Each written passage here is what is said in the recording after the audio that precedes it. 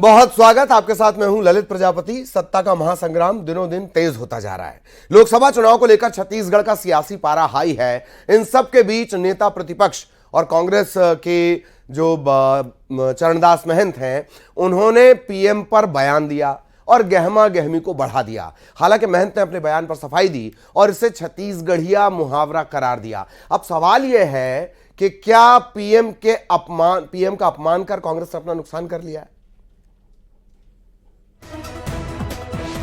नरेंद्र मोदी के खिलाफ अगर कोई लाठी धर के खड़े हो सकते तो तुम्हारे सांसद खड़े हो सकते। मैं भी हूं मोदी का परिवार और मैं कांग्रेस के नेताओं को कहना चाहता हूं कि पहली लाठी मुझे मारो। ये मूल स्वरूप उनका है जो उभर कर सामने आया है।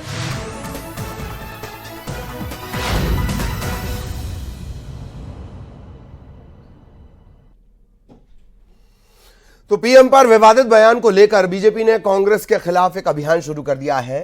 पहली लाठी मुझे मारो, इस नाम से यह अभियान शुरू किया गया है। इतना ही नहीं, चरणदास महंत के बयान को लेकर बीजेपी ने चुनाव आयोग से शिकायत भी की है। इन तमाम मसलों पर चर्चा करेंगे, लेकिन सबसे पहले चरणदास महंत ने कहा क्या, वो सुनवाते हैं आपको। नरेंद्र मोदी के खिलाफ अगर कोई लाठी धर के खड़े हो सकते तो तुम्हारे सांसद खड़े हो सकते। एक संरक्षक चाहिए अच्छा लाठी धर के बांधने वाला। नरेंद्र मोदी के खिलाफ अगर कोई लाठी धर के खड़े हो सकते तो तुम्हारे सांसद खड़े हो सकते। एक संरक्षक चाहिए अच्छा लाठी धर के बांधने वाला। नरेंद्र मोदी के खिलाफ अगर कोई लाठी धर के खड़े हो सकते तो तुम्हारे सांसद खड़े हो सकते। एक संरक्षक चाहिए अच्छा लाठी धर के बांधने। तो चरणदास महंत के बयान पर सीएम विष्णुदेव साय ने कड़ी प्रतिक्रिया दी। कहा कि छत्तीसगढ़ की जनता लोकसभा चुनाव में इसका जवाब देगी। छत्तीसगढ़ के नेता प्रतिपक्ष हमारे यशस्वी प्रधानमंत्री के लिए बोला है कि उनको लाठी मारने वाला व्यक्ति आपका ही सांसद होगा। ऐसा कल राजनांदगांव श्री भूपेश बघेल के नॉमिनेशन के अवसर में कहा है और इसकी हम भर्त्सना करते हैं। और हमें कहते हैं कि पहले भी प्रधानमंत्री जी को अनेकों तरह से गाली दिया गया कि देश का चौकीदार चोर है, मौत का सौदागर, और इसका खामियाजा कांग्रेस पार्टी को भुगतना पड़ा। 2014 में मैं भी था पार्लियामेंट में। देश की जनता ने इस मुकाम पर पहुंचा दी कांग्रेस को कि नेता प्रतिपक्ष बनने की स्थिति भी नहीं थी। और चरणदास महंत के बयान पर बीजेपी ने मोर्चा खोल दिया है। महंत की सफाई को विजय शर्मा ने छत्तीसगढ़ की जनता का अपमान करार दिया। पीएम मोदी को लाठी मारने वाले बयान पर बीजेपी ने पहली लाठी मुझे मारो यह अभियान शुरू कर दिया है। देश के प्रधानमंत्री के संदर्भ में इस तरीके से बयानबाजी, और विशेष रूप से ऐसे व्यक्ति के द्वारा जिन्होंने खुद संसदीय परंपराओं का निर्वहन करने किया है, और अब तो ये लगता है कि जो कुछ उन्होंने किया है वह दिखावा था। ये मूल स्वरूप उनका है जो उभर कर सामने आया है। जैसा वक्तव्य उनका है, उस वक्तव्य के लिए हम सब बिल्कुल स्पष्ट कहते हैं कि मैं हूँ मोदी का परिवार, पहली लाठी मुझे मारो। और ये जो वाक्यांश मैं आपसे कह रहा हूं, आज ये जन जन के मन में है।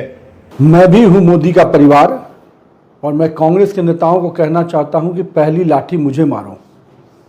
कहीं ना कहीं जिस प्रकार का अमर्यादित बयान देने का काम कांग्रेस के नेताओं ने किया है, उनको मालूम नहीं कि उनके इतिहास में भी जब जब उन्होंने बयान दिया, माननीय मोदी जी ने उसको अपने गहने के रूप में स्वीकार किया और कहीं ना कहीं देश की जनता ने जवाब दिया है। जिन लोगों ने मौत का सौदागर बोला तो गुजरात की जनता ने जवाब दिया। जिन लोगों ने अन्य तरह के शब्दों का प्रयोग किया तो उनको भी देश की जनता ने जवाब दिया। इधर रायपुर में बीजेपी ने महंत के खिलाफ मोर्चा खोल दिया है। महंत के बगले का घेराव करने के लिए बीजेपी के कार्यकर्ता निकल गए हैं। शंकर नगर चौक से बीजेपी ने एक रैली निकाली है और महंत के विरोध में नारेबाजी की जा रही है। मोदी का परिवार, पहले लाठी मुझे मारो। मैं हूं मोदी का परिवार, पहली लाठी मुझे मारो।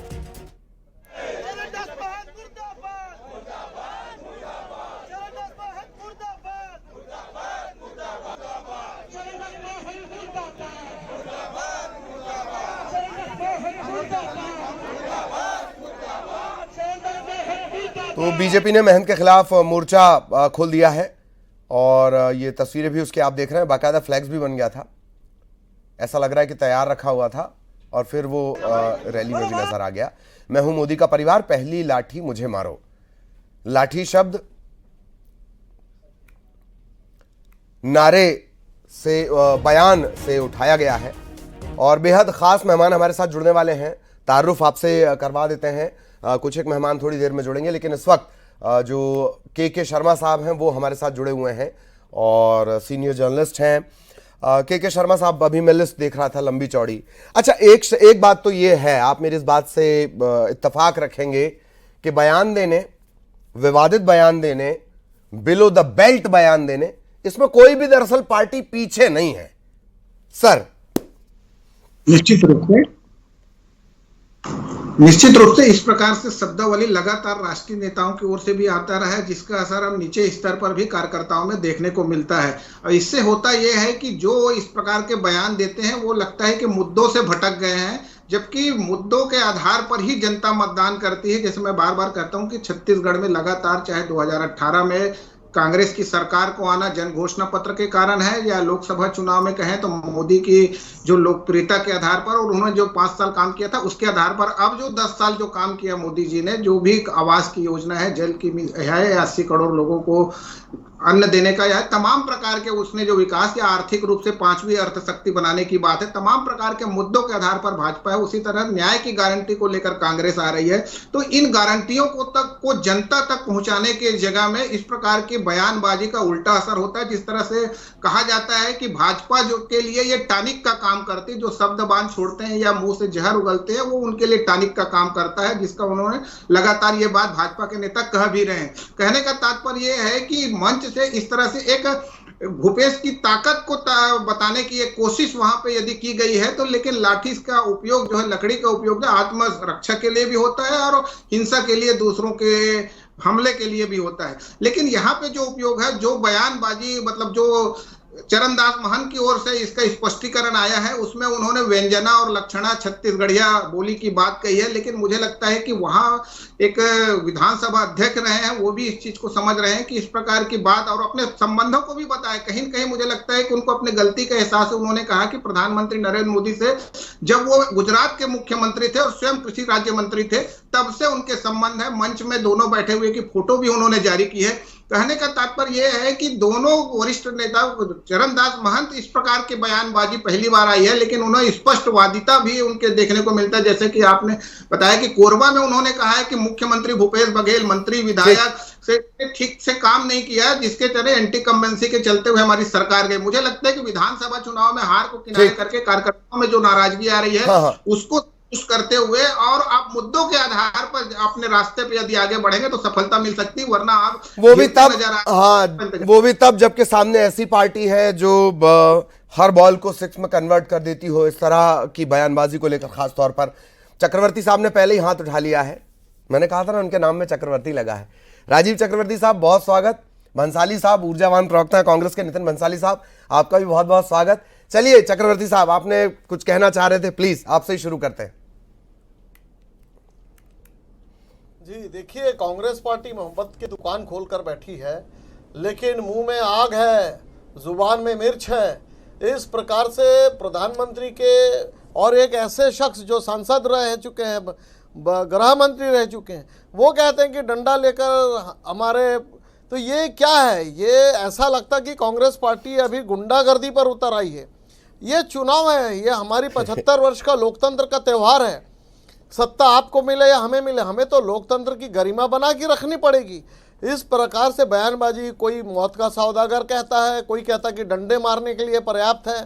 तो ये बहुत दुखद है। छत्तीसगढ़ के इतिहास में बहुत ऐसा कम मौका हुआ है कि इस प्रकार से अनर्गल, अमर्यादित बयान जो दे रहे हैं, बहुत दुखद है। चरणदास महंत जी को क्षमा मांगनी चाहिए अविलंब। अब वो पत्रकारों पर मर रहे हैं कि मेरे बयान को तोड़ मरोड़ कर पेश किया गया, लेकिन कल से आज तक लाखों लोगों ने देखा कि चरणदास महंत जी खुलेआम ऑन लाइव गुंडागर्दी की भाषा बोल रहे हैं। तो ये लोकतंत्र में ये परिपाटी अच्छी बात नहीं, ये अमर्यादित बातें अच्छी बात नहीं है। ये जिस प्रकार की भाषा है, मर्यादा होनी चाहिए। तो ये बहुत दुखद है और आज भारतीय जनता पार्टी निर्वाचन आयोग पहुंची है, आज उनके घर के सामने अब टोकन ऑफ एक जो रहता है कि हम विरोध प्रदर्शन कर रहे हैं, ठीक। तो ये बहुत गलत है। ठीक। इसके जो दुर्गामी परिणाम होंगे वह बहुत दुखद होंगे। ठीक, जनता ठीक। आपको देखती है, आप रोल मॉडल है, आप रोल मॉडल होकर अगर इस प्रकार से गुंडागर्दी की भाषा करेंगे तो ये बहुत दुखद है। ये ऐसा नहीं होना चाहिए। चरणदास महंत जी को अविलंब क्षमा मांगनी चाहिए। ठीक ठीक ठीक। चलिए नितिन भंसाली साहब, आपका रिएक्शन और फिर मेरा एक सवाल भी आपसे रहेगा। जी प्लीज। मुझे एक बात बताइए ललित जी, भैंस के आगे बीन बजाना, तो मैंने भैंस बोल दिया किसी को, थोथा चना बाजेगा ना, तो मैंने इसमें कहावत और मुहावरे का ही उपयोग किया। खाने के दांत कुछ और है और दिखाने के मुहावरे कुछ के और है। साथ मैंने खुले disturb हमने नहीं- नितिन जी, मैंने सुन डिस्टर्ब लीजिए। नहीं किया था, मुझे बोलने दो चक्रवर्ती ना साहब यार। सुन लेते हैं, देखो, आएंगे आपके पास प्लीज। नहीं, खाने के दांत अलग है और दिखाने के अलग है, ये कहावत है ना। जैसे शब्दार्थ मोदी और जी आप के खाने के धमकी दे दांत रहे हैं। अलग है, दिखाने के अलग आपके है। नेता इसी प्रतिपक्ष प्रकार एक मुहावरे और कहावत की बात थी। गुंडागर्दी की भाषा बोल 4 रहे हैं। बार के सांसद हैं, 5 बार के विधायक हैं, नेता प्रतिपक्ष हैं, वर्तमान में विधानसभा अध्यक्ष रह चुके हैं, 2 बार केंद्रीय मंत्री रह चुके हैं। उन्हें संविधान का, लोकतंत्र का ज्ञान है भाई, है। आप लोग जो सारे मुद्दों से ध्यान भटकाकर कही गई बात को किसी और ढंग से पेश करके जो माहौल बनाने की, चुनावी माहौल बनाने की कोशिश कर रहे हो, उसको बंद करो, बातों को समझो भाई। बोलने का मतलब क्या था?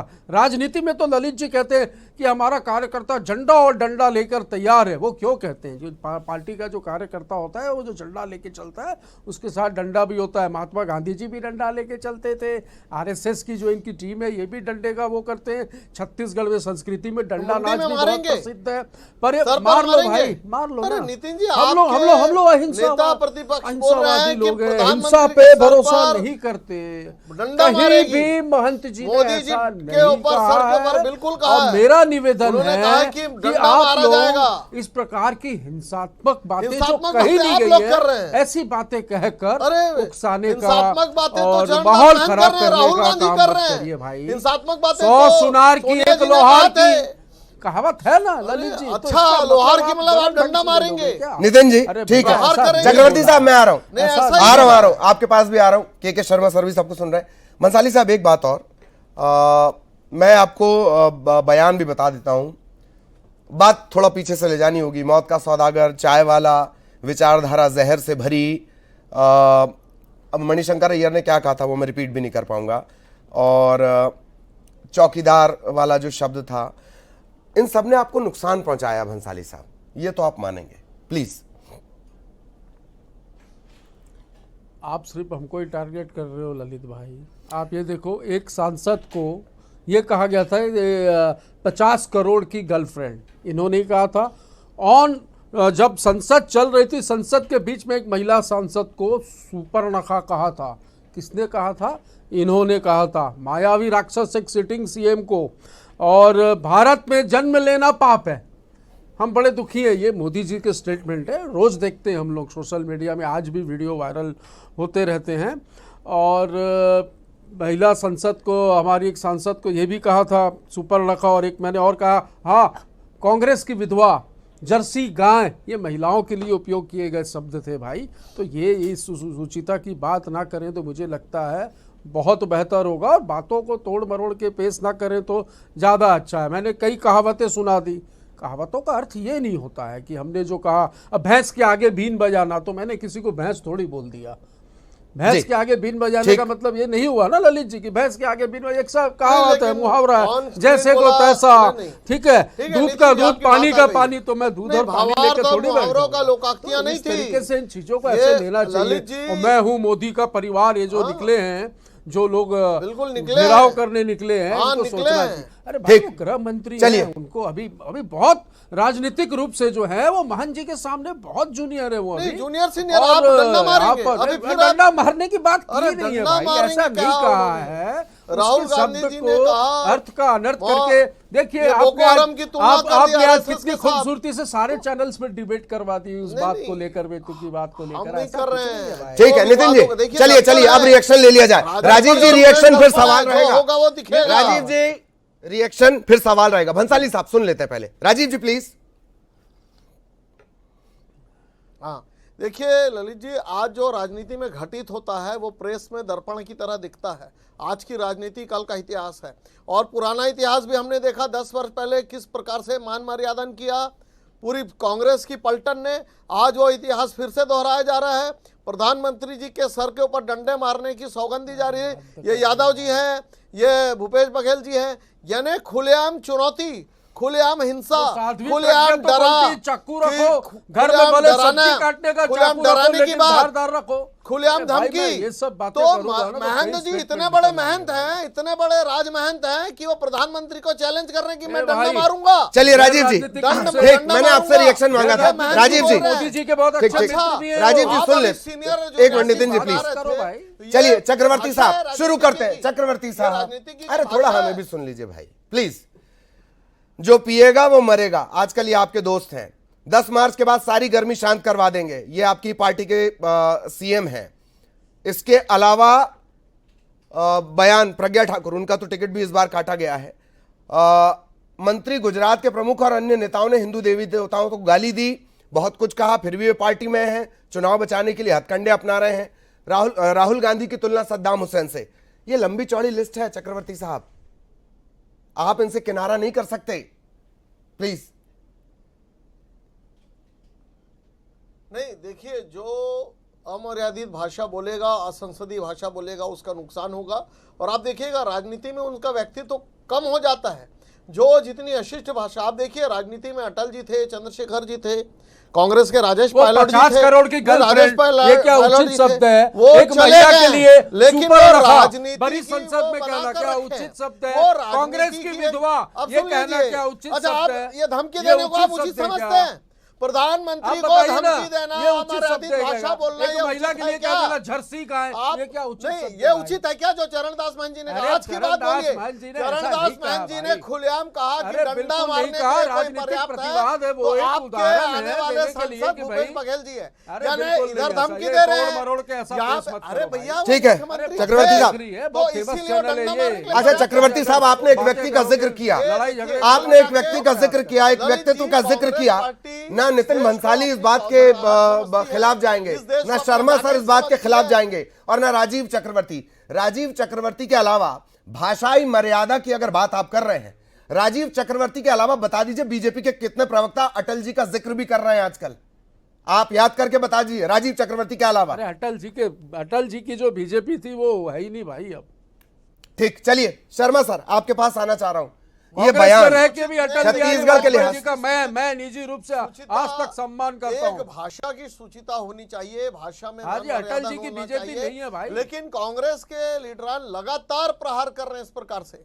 तो यानी ये ऐसा हो गया कि ये देश जो है ये जागीर है कांग्रेस पार्टी की। आपकी जागीर देश में नहीं, हमारी नहीं, हम तो लोकतंत्र से चुने हुए आए हैं, हम तो लोकतंत्र से चुनकर आए हैं। लेकिन आपकी पार्टी को हजम नहीं हो रहा है। बोल रहे संविधान बदल देंगे, नहीं कभी नहीं। 370 देखो, इतनी सीटें आ गई तो चलिए शर्मा सर के पास जाना होगा, बहुत देर से नहीं गए हैं उनके पास। शर्मा सर, छत्तीसगढ़ के लिहाज से, छत्तीसगढ़ की राजनीति को आप इतने सालों से देख रहे हैं, छत्तीसगढ़ के लिहाज से इस तरह के शब्द शायद कम ही नजर आए। Sharma sir please. बंसाली साहब आप सुन लेते हैं, सीनियर जर्नलिस्ट बैठे हुए। चक्रवर्ती साहब प्लीज। बढ़िया, सबले बढ़िया कहा जाता है और शांति सद्भाव का वातावरण छत्तीसगढ़ में रहता है। लेकिन इस तरह के शब्दों का उपयोग जो राष्ट्रीय नेता, जितने कि कांग्रेस के प्रवक्ता या भाजपा के प्रवक्ता, और आप भी 2-4 उदाहरण जो दिए हैं, लगातार राष्ट्रीय नेता इस तरह से बात करते हैं तो निश्चित रूप से नीचे स्तर तक ये बात होती है। और महंत जी जो बात कह रहे हैं कि लाठी पकड़कर खड़ा हो सकते हैं भूपेश बघेल, इनके साथ देवेंद्र यादव खड़े हो सकते हैं, लेकिन शिव डहरिया नहीं खड़े हो सकते, वो गाली दे सकते हैं, ये भी बात है। कहने का तात्पर्य है इस प्रकार के शब्दावली का आप क्या बोल रहे हैं हूबहू मीडिया में उपलब्ध है, सोशल मीडिया का जमाना है। लेकिन इस मेरा सिर्फ ये कहना है कि भाषाई मर्यादा का जब जब उल्लंघन होगा, जैसे अभी राजीव जी कह रहे हैं, उसका नुकसान संबंधित नेता और उसके पार्टी को होगा। मुद्दों पर आधारित, मुद्दों के रास्ते से यदि आप भटकेंगे तो मुझे लगता है कि जनता के बीच आप अपनी बात नहीं पहुंचा पाएंगे। और मुद्दे आपके पास बहुत सारे हैं, भ्रष्टाचार, महंगाई से लेकर आपके न्याय की गारंटी को लेकर आ गए हैं। जनता यहाँ पे आप जाएंगे आदिवासी क्षेत्रों में, दूरस्थ गांवों में जाके, गांव में जो आपकी राजनीति की बात कर रहे हैं, गांव के उत्थान की बात कर रहे हैं, किसानों की बात कर रहे हैं, महिलाओं की बात कर रहे हैं, इन विषयों को ले जाने से आप कहीं दूर हो जाएंगे। इस प्रकार से आप रास्ते से भटक जाएंगे, यह कह सकता हूं। लगता है कि इस प्रकार से भाषा का उपयोग करने से मुझे सलाह देने का तो चलिए नहीं है। चलिए बशीर बद्र को याद कर लेते हैं। दुश्मनी जमकर करो लेकिन ये गुंजाइश रहे, जब कभी हम दोस्त हो जाएं तो शर्मिंदा ना हो। बहुत बहुत शुक्रिया, वक्त इतना ही था, इतनी इजाजत थी हमें। आप सभी हमारे साथ जुड़े, बहुत धन्यवाद आपका। और जैसे कि मैंने बशीर बद्र का जिक्र भी कर लिया, दर्शकों का भी बहुत बहुत धन्यवाद। नमस्कार।